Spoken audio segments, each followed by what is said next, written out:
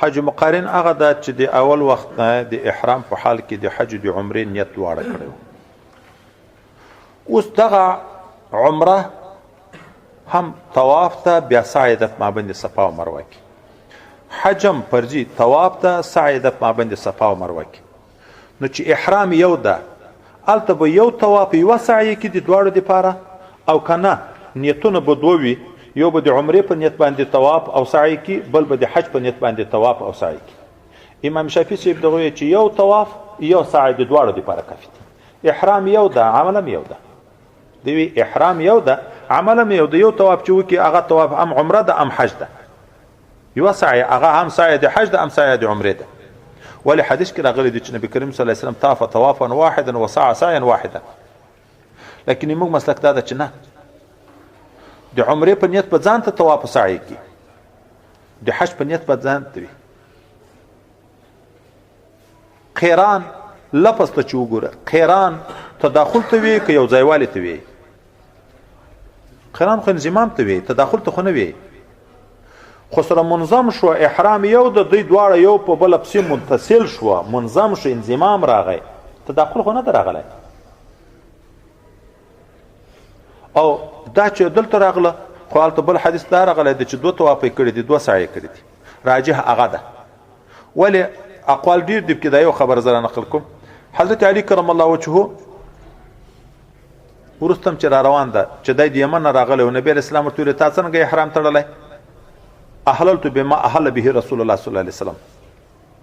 اوس نو دی حضرت علي صاحب هغه وی چې نبي علیه السلام دوه طوافه وکړه، دوه سعی وکړه. د رسول الله صلی الله علیه وسلم په حج دای ښه خبر ده که نور خلک چې د خپل اقتدا په ده پسې کړی.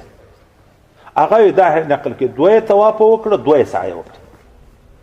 دا هم اتفاقي ده چې حاج مقارن طواف قدوم کوي. ګوره داسې نه چې صرف دا یو طواف ده، دا مني.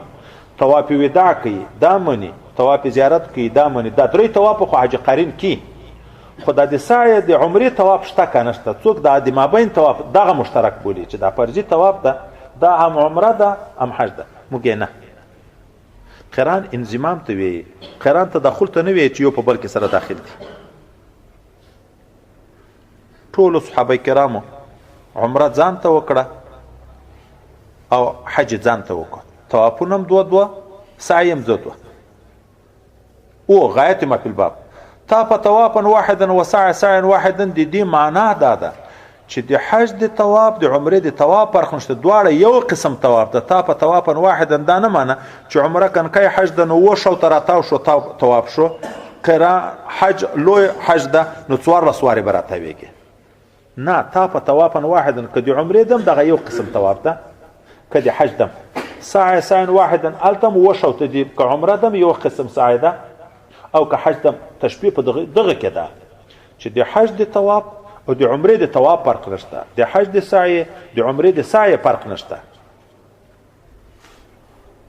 په عمل کې دواړه یو قسم دي. نو داسې نه ده چې صرف په یو طواف باندې د دواړو اکتفا شوې ده چې هم سعی راغله، هم طواف په حج په ادا شو، هم عمره په ادا شو، په سعی هم حج ادا شو او هم عمره ادا شو. دواړه به طواف او سعی د دواړو په یو قسم باندې ده. تشبیه په دغه کې ده. په طواف په عمل کې فرق نشته، د سعی په عمل کې فرق نشته. نو خو دوه مستقل عملونه دي، ځکه هم شکرانه د پاره په واجب ده. دوه مستقل عملونه دي، په یو احرام په یو سفر باندې ادا شوي دي.